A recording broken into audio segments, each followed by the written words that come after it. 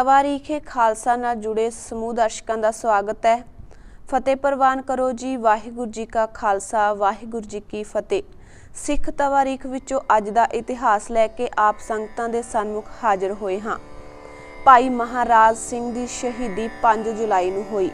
भाई महाराज सिंह पिंड रब्बो जिला लुधियाना दा वासी सी। उन्हां दा बचपन दा नां निहाल सिंह सी। उस दे मुढ़ले जीवन बारे कोई जानकारी नहीं मिलती। सन 1845 विच ਉਹ वीर सिंह नौरंगवादी दे डेरे ते सेवा करिया करदा सी, क्योंकि वो हर एक नूं महाराज जी कह के बुलाउंदे सी। इस करके उन्हां दा नाम महाराज सिंह मशहूर हो गया। महाराजा रणजीत सिंह दी मौत मगरों उन्हां दा पुत्र खड़क सिंह ते पोता नौ निहाल सिंह गद्दी ते बैठे अते 1.5 साल दे अंदर अंदर ही मार दिते गए सन। हीरा सिंह डोगरा ने फौज नूं भड़का के किले ते हमला करके संधा वालियां नूं भी खत्म कर दिता सी।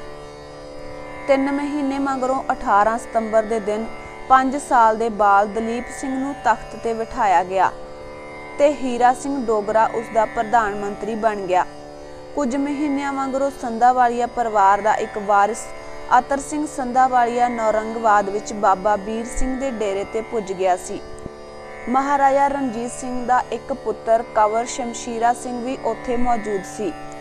जद हीरा सिंह डोगरा नूं उन्हां दे उत्थे होण दा पता लगा तां ओह फौज लैके उत्थे पहुंच गया। उत्थे एक झड़प विच अतर सिंह संधावालिया ने गुस्से विच आके लाहौर दरबार दी फौज दे एक जरनैल गुलाब सिंह नूं कतल कर दिता सी। इस दे जवाब विच उसदे साथियां ने अतर सिंह नूं कतल कर दिता सी। इस मगरों हीरा सिंह डोगरा दी फौज ने डेरे ते गोले बराउने शुरू कर दिते सन, जिस नाल सैकड़े सिखां तो इलावा बाबा वीर सिंह भी मारे गए सी। इस मगरों महाराज सिंह उस डेरे दा मुखी बन गया सी। जद बाबा वीर सिंह, कंवर शमशीरा सिंह ते जवार सिंह नलवा ते सैकड़े सिखां दे कतल दी खबर सिख फौजियां तक पहुंची तां उन्हां विच हीरा सिंह दे खिलाफ बहुत गुस्सा फैलिया। जद सिखां दे इस गुस्से दी सूह हीरा सिंह नूं मिली तां उसने बहुत सारे सिख जरनैल हटा दिते सन अते वड्डी गिनती विच सिख फौजियां दी छुट्टी कर दित्ती सी। पंडित जले दे सलाह ते उसने बहुत सारे डोगरे, हिमाचली, पहाड़ीए अते मुसलमान फौज विच भर्ती कर लए सन। उसनूं डर सी कि भलक नूं मसला उठण ते सिख फौजी उसनूं मार भी सकदे हन। हज़ारां गैर सिखां नूं फौज विच भर्ती करन दे बावजूद भी हीरा सिंह सिखां तो बुरी तरह डरदा रहिंदा सी। इन्हां दिनां विच उसने अते उसदे साथी पंडित जलाह ने महाराणी जिंदा ते महाराजा दलीप सिंह नूं भी जलील करना शुरू कर दिता सी। जद सिख फौजां नूं इस बदसलूकी दा पता लगा तां हुण हीरा सिंह नूं जापण लग पिया सी कि कोई ना कोई सिख फौजी उस नूं जरूर कतल कर देवेगा। इस करके उसने जम्मू नूं भज जाण दा फैसला कीता सी। उसने अपना ते लाहौर दरबार दे हीरे जवाहरात ते होर सारा खजाना इकट्ठा कीता अते 7 हाथियां ते लद लिया सी। 21 दसंबर 1844 ईस्वी नूं ਉਹ सारी 4000 डोगरा फौज नाल लाहौर तो जम्मू वाल चल पिया सी। छेती ही इस दी खबर सिख जरनैलां नूं मिल गई सी। श्याम सिंह अटारीवाला दी अगवाई हेठ बहुत सारी सिख फौज घोड़ियां ते सवार होके उन्हां दे पिछे चल पई। रस्ते विच सिखां ते डोगरियां विचकार खूब लड़ाई होई। बहुत सारे डोगरे मारे गए सन। लाहौर तो 35-40 किलोमीटर दूर तक लड़ाई हुंदी गई सी। इत्थे एक पिंड लुभाणियां दा सी। सिख फौज नेड़े पुजी वेख के हीरा सिंह, पंडित जलाह, सोहण सिंह ते लाभ सिंह डोगरा इत्थे लुक गए सन। पर कुछ चिर मगरों जद उन्हां नूं बहुत प्यास लगी तां एक खूह वल चले गए सन। सिख फौजियां दी निगाह उन्हां वल पई तां उन्हां ने इन्हां ते बंदूकां नाल गोलियां चलाउणियां शुरू कर दित्तियां। इन्हां नाल हाथी ते बैठा सोहण सिंह डोगरा मारिया गया सी। साहब सिंह डोगरे नूं भी गोली लगी सी। ਉਹ ਘੋੜਾ ਭਜਾ ਕੇ ਜੰਮੂ ਵੱਲ ਚਲਾ ਗਿਆ ਸੀ। ਸਿੱਖ ਫੌਜਾਂ ਨੇ ਉਸ ਦਾ ਪਿੱਛਾ ਕੀਤਾ। 7-8 ਕਿਲੋਮੀਟਰ ਦੂਰ ਜਾ ਕੇ ਉਸ ਨੂੰ ਘੇਰ ਕੇ ਮਾਰ ਦਿੱਤਾ ਸੀ। ਇਸ ਦੇ ਨਾਲ ਹੀ ਸਿੱਖ ਫੌਜੀਆਂ ਨੇ ਹੀਰਾ ਸਿੰਘ ਤੇ ਵੀ ਹਮਲਾ ਕੀਤਾ ਸੀ। ਉਸਨੇ ਤਾਂ ਅੱਗੋਂ ਟਾਕਰਾ ਵੀ ਕੀਤਾ ਸੀ, ਪਰ ਇੱਕ ਸਿੱਖ ਦੇ ਨੇਜੇ ਨਾਲ ਉਹ ਮਾਰਿਆ ਗਿਆ। ਪੰਡਿਤ ਜਲਾਹ ਤਾਂ ਤਲਵਾਰ ਦੇ ਇੱਕ ਵਾਰ ਨਾਲ ਹੀ ਮਾਰਿਆ ਗਿਆ ਸੀ। इन्हां सारियां दे मरण मगरों फौजां दरबार दा सारा खजाना ते होर सारा माल मत्ता लैके लाहौर मुड़ आईयां सन। इस वेले लाहौर दरबार की सारी कार्रवाई अंग्रेज़ रैजीमेंट की मंजूरी नाल चलदी सी। फरवरी 1847 विच लाहौर दरबार के एक वफादार भाई प्रेमा सिंह ने प्लान बनाई कि गद्दार तेजा सिंह मिश्रा अते अंग्रेज़ रैजीमेंट नूं कतल करके महाराजा दलीप सिंह नूं अगवा करके अंग्रेज़ां नूं कड्ढण वास्ते मुहिम चलाई जाए। पर अंजाम होण तो पहलां ही इस प्लान की सूह अंग्रेज़ां नूं मिल गई। प्रेमा सिंह ते उसदे साथियों नूं गिरफ्तार कर लिया गया सी। इस साजिश नूं आधार बना के राणी ते भी मुकदमा चलाउण दी सोची गई। अंग्रेज़ां दा इल्जाम सी कि प्रेमा सिंह नूं भाई महाराज सिंह अते राणी दी हमायत हासिल सी। मई 1848 विच मुल्तान दी सूबेदारी दा मसला आ गया सी। अंग्रेजी फौज ने मुल्तान घेर लिया सी। इस वेले तक भाई महाराज सिंह भी मुल्तान पुज चुका सी। उसने उत्थे पहुंच के सिख फौजां नूं जथेबंद करना शुरू कर दिता सी। पर इस मौके ते आखिरी लड़ाई विच 1 जुलाई 1848 दे दिन अंग्रेज ही जेतू रहे सन। इस समय महाराज सिंह बच के उत्थों निकल गया सी। उधर सन 1847 विच अंग्रेज़ां ने हजारे दे सूबेदार चतर सिंह अटारी नूं भी तंग करना शुरू कर दिता होया सी। इस मगरों अंग्रेज़ां ने शेर सिंह अटारी नूं भी तंग करना शुरू कर दिता सी। इस दे नतीजे वजों अंग्रेज़ां अते सिख फौजां विच रामनगर, चेलियावाला अते गुजरात दीयां लड़ाइयां होईयां सन। इस हालात विच महाराज सिंह ने अटारी वालियां दा बहुत ही साथ दिता सी। पर तिन्नां लड़ाइयां विच अंग्रेज़ां ते सिखां दोहां दा बहुत नुकसान होया। गुजरात विच सिखां नूं बहुत जबरदस्त हार होई सी। गुजरात विच सिखां दी हार मगरों अटारी वालियां ने हथियार सुट दिते सन। पर महाराज सिंह इस गल दे हक विच नहीं सी। ਉਹ अजे घट्टो घट्ट एक होर लड़ाई जरूर लड़ना चाहुंदा सी। करनल रछपाल सिंह तो सिवा होर कोई भी महाराज सिंह दा साथ देण वास्ते तैयार नहीं सी होया। रावलपिंडी विच अटारी वालियां अते होरनां वल्लों हथियार सुट्टण वेले महाराज सिंह इन्हां दे नाल शामिल नहीं होया सी। ਉਹ इत्थों निकल के कश्मीर वल नूं चला गया सी। ਉਹ कुछ चिर पिंड देवी बटाला विच ठहरिया सी। ਇੱਥੇ ਉਹਨਾਂ ਨੇ ਕੁਝ ਸਾਥੀਆਂ ਨਾਲ ਰਾਬਤਾ ਬਣਾਇਆ। ਛੇਤੀ ਉਸਦੇ ਕੁਝ ਸਾਥੀ ਉਸ ਨਾਲ ਸ਼ਾਮਿਲ ਹੋ ਗਏ ਸਨ। ਹੁਣ ਉਸਨੇ ਚੰਬੀ ਵਿੱਚ ਡੇਰੇ ਲਾ ਲਏ। ਇੱਥੋਂ ਉਹ ਵੱਖ-ਵੱਖ ਥਾਵਾਂ ਤੇ ਜਾਂਦਾ ਰਿਹਾ ਸੀ ਤੇ ਬਹੁਤ ਸਾਰੇ ਸਿੱਖਾਂ ਨੂੰ ਮਿਲਦਾ ਰਿਹਾ ਸੀ। ਇੱਥੇ ਉਸ ਨੂੰ ਪਤਾ ਲੱਗਾ ਕਿ ਦਲੀਪ ਸਿੰਘ ਨੂੰ ਗੱਦੀ ਤੋਂ ਲਾ ਕੇ ਪੰਜਾਬ ਨੂੰ ਅੰਗਰੇਜ਼ੀ ਰਾਜ ਵਿੱਚ ਮਿਲਾਇਆ ਜਾ ਚੁੱਕਾ ਹੈ। ਮਹਾਰਾਜ ਸਿੰਘ ਨੇ ਦਲੀਪ ਸਿੰਘ ਨੂੰ ਅਗਵਾ ਕਰਨ ਦੀ ਕੋਸ਼ਿਸ਼ ਵੀ ਕੀਤੀ ਸੀ। पर जिन्हां नूं ਇਹ ड्यूटी सौंपी गई सी ਉਹ बिना कुछ हासिल कीतिਆਂ ही गिरफ्तार हो गए सन। इस नाल अंग्रेज़ां ने दलीप सिंह की सिक्योरिटी वधा दित्ती ते उस नूं एक तरह नाल गिरफ्तार ही कर लिया गया।